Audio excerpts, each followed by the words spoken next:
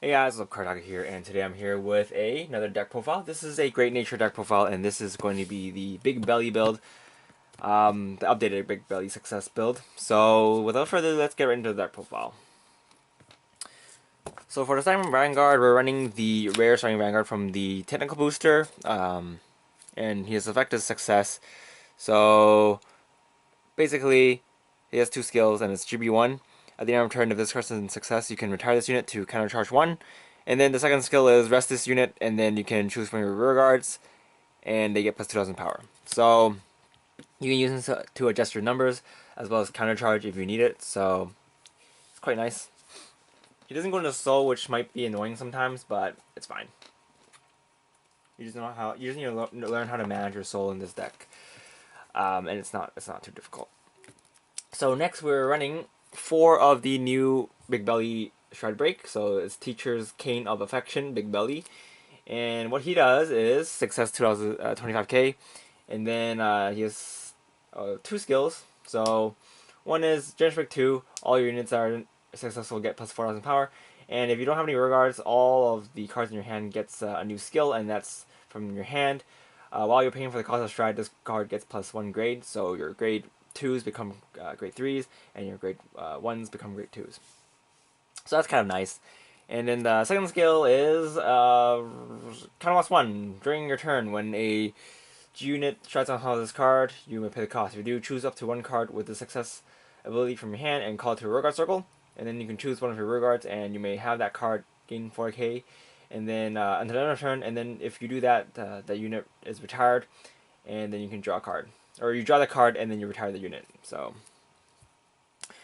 basically, what the new Bigbelly does that the old Bigbelly can is that you can call a unit from your hand and then give it plus 4k. Of course, it's restricted to success units, but it's fine since this deck runs so many success units. It's not hard, and you can just Catalyst 1 and not call something, and then you can just give any unit plus 4k. So if you were to have a unit that's on your field that's not successful, or that's not a success unit, then you can still, pump it up, so that's fine. But yeah. Next, we're running 3 of the old Bigbelly. You can run Taskmaster instead if you don't have this Bigbelly. I'm mainly running it to have the name consistency, but yeah, you can run either or. Taskmaster is fine. It's a common from GBD02, and it's pretty similar to the Crayon Tiger. So it's more restanding options for your rearguard, but for my build, I'm running 3 Bigbellies, the old Bigbellies.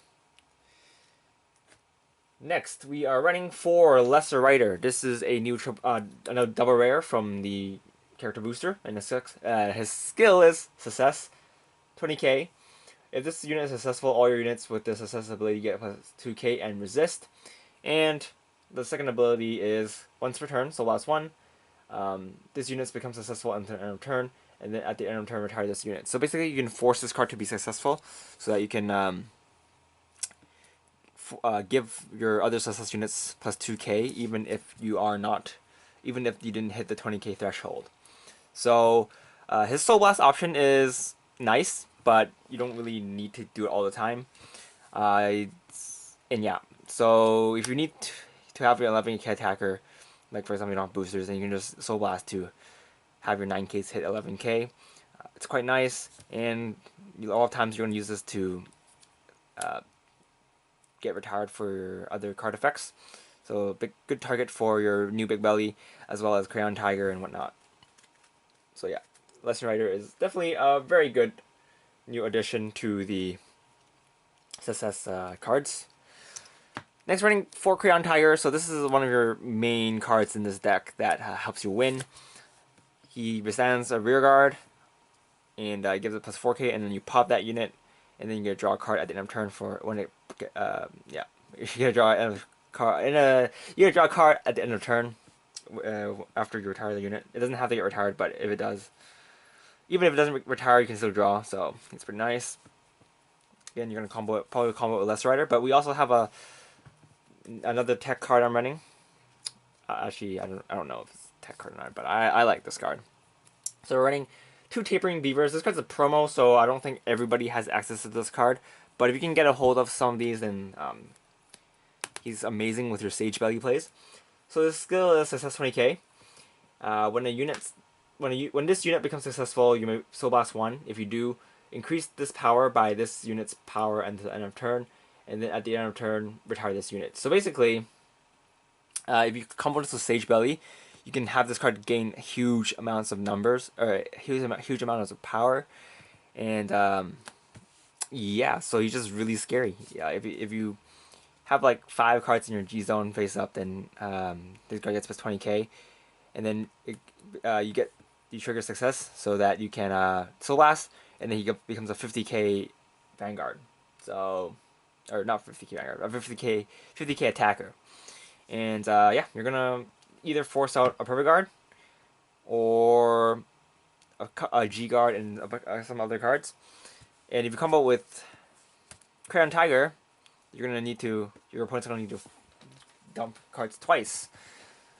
So we're not running too many of those cards because this guy only has a 5k base, so it's kind of dangerous if you can ride into it. But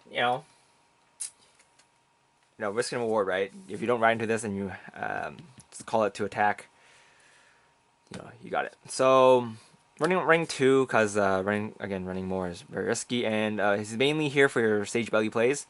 I mean, he's okay for some other cards, other plays, but mainly he's here for the Sage Belly play. So yeah. Next we're running 2 Gray Bellies. Gray Belly, he's okay. I was running him in my previous build, so I don't need to explain him.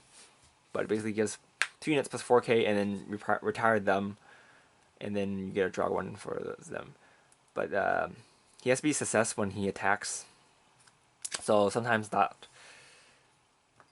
may not be as good. And you have the Soul Blast. So again, you have to manage your Soul Blast between your Tapering Beavers and then your Gray Bellies and then your Lesser Riders.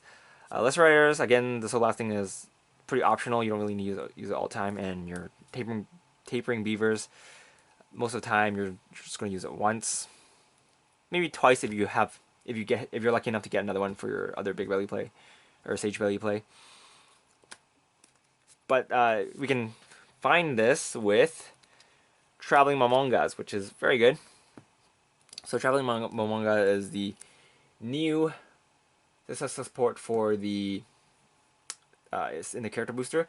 The ability is Generation 1. When this unit is successful and it is retired from the Vanguard circle due to one of your card effects. If you have a Vanguard with Bigbelly in its name, you can search your deck for a grade 2 or greater card and reveal it, and then put it in your hand, and then shuffle your deck. So basically, you can search for everything here, except for this. But you can search for everything here with your Traveling Momonga. So it's pretty good. I want to run this at 4, but there's another card I'm running. I'm running Label Pangolin, which was a promo before, but basically what he does is District 1. During your main phase, when this card is placed on a rearguard circle, you can choose one of your other rearguards, and until the end of turn, it gets a new ability, and that's at the end of the battle that this card attack the Vanguard.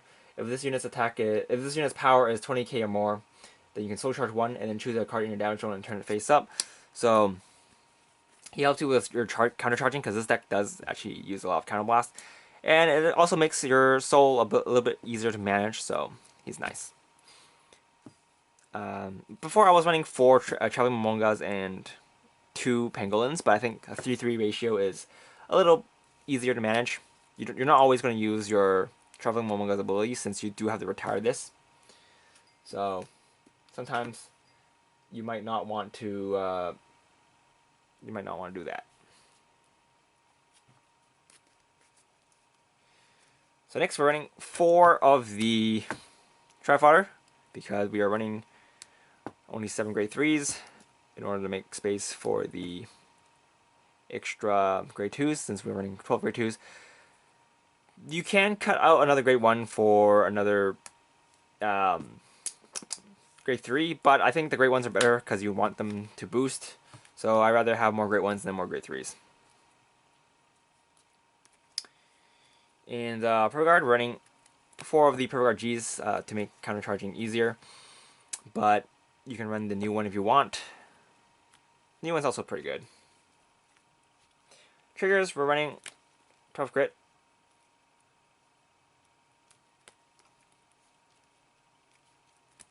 And 4 heals.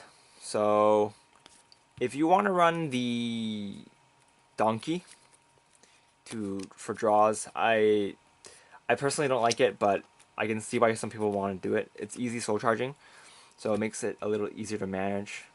I mean, right now it's pretty easy to manage already, but for those who like to compulsively soul blast and trigger your Bigbellies and whatnot, I guess it's fine.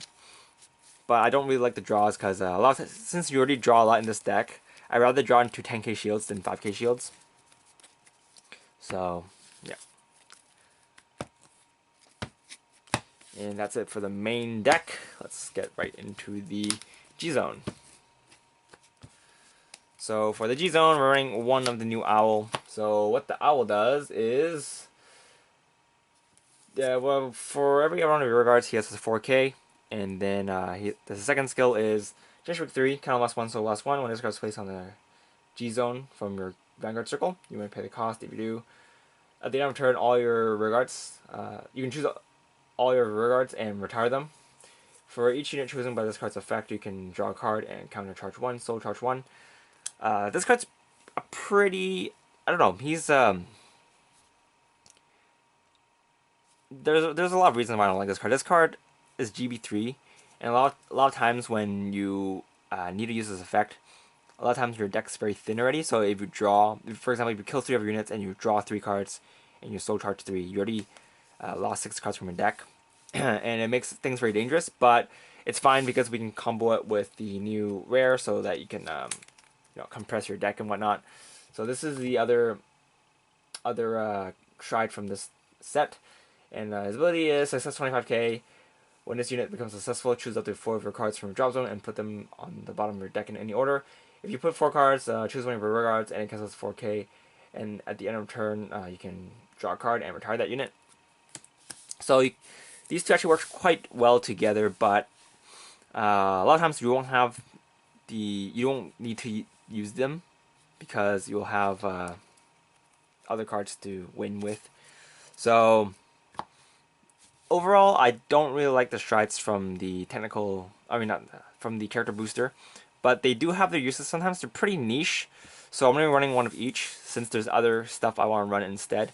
I'm actually running a lot of one-offs in this build for this deck, but yeah. Next, running 2 Magmars, so he still helps you push for a shield, so it's quite nice mid-game. But running 2 because we'd rather run 4 Bigbellies, or 6 Sage Bellies. So, you guys know what he does because he was in my previous deck profile. Basically, he helps you pump up a rear guard to huge numbers, and also you can also give a restanding effect to either one of your units or your Vanguard. So, he's also very good. A lot of times I'm going to use this card to finish. Most of the games, if I can't finish with this, I'll try into this, but most of the time I'm gonna finish with this. And running 1 Elfank just in case. Yeah, I rarely use this, but just one just in case. Sometimes, if you don't want to run these weird G4s, these one-offs, you can take 2 of them out and replace them with Magnamars. But I quite like having the option, so I'm running a lot of one-offs. And running a Phoenix, this is another option for First Stride. So when this card attacks, you can give 2 units plus 4k, and at the end of turn, those units that got plus 4k, you retire them. So you can combo this with a Traveling Momonga if you have it. So if you have 2 units, then you can pop them, and then if you have a Traveling Momonga, then you can just search your deck for the card that you need. Next, we are running one of the Fighters Collection Double Rare. So what this card does, or you guys probably know he does already, but on hit, you can give him regards plus 4k and then a new skill, and that new skill is when this card attacks. If its attack is 20k or above, then you can draw a card. So this is another option for a first ride. So these two are usually my first rides. Rarely will I use this for my first ride, but yeah.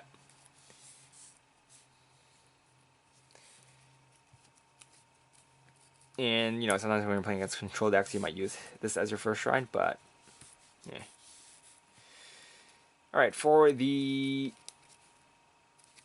G guards, we're running one of the new G guards. So his skill is Soul Blast 1. When this card is placed on a Guardian Circle, you may pay the cost. If you do, choose 2 cards from your hand and call them into separate rear guard circles. And then you can choose up to 4 rear guards, and during this turn they get the new ability, and that is resist. So you can give 4 of your units resist. And a new skill, and that's this card cannot retire by getting hit. So basically this card's pretty good at setting your field for your next turn. For example, if your opponent's attacking you, you just G-guard this, and you have a bunch of good cards in your hand that you want to set up for your next turn. For example, if you have normal Bigbelly and you didn't manage to ride into a new Bigbelly, you can use this to call 2 units so that you can combo it with Bigbelly next turn and give them plus 4k.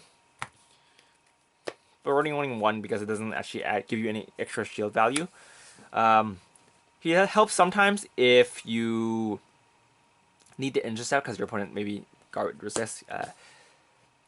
restricting you. So running 1 of this. And next running 2 of the peacocks. This is from Fighter Collection old stuff. And then running 2 kangaroos. So he's okay. If you have 3 empty rear guard circles or above, then he has plus 10k shield. So he's a 25k shield. A lot of times, if you use this as an early shield, then you can use it to guard against early attacks. And if you manage to have not a lot of cards in your field, for example, if you combo it with this thing or something, then you can also use this. But then he also lets you kill off stuff, so if you don't want your rear guards to stay on the field, you can just pop those. But yeah, that's pretty much it for this deck profile, I guess. Sorry if I sound kind of I don't know, blendery today. More blendery than usual. It's because I was in a rush to make this since I have other stuff to do. There's actually a lot of footage I haven't edited, especially my vlogs and stuff. So I wanted to get this out of the way as soon as possible. So if you have something unclear about, then you can feel free to ask. Or I'm sure if there's any other people who know better than me, then they can answer for me. But yeah, this is Cardagu, and I'll see you guys later. Bye!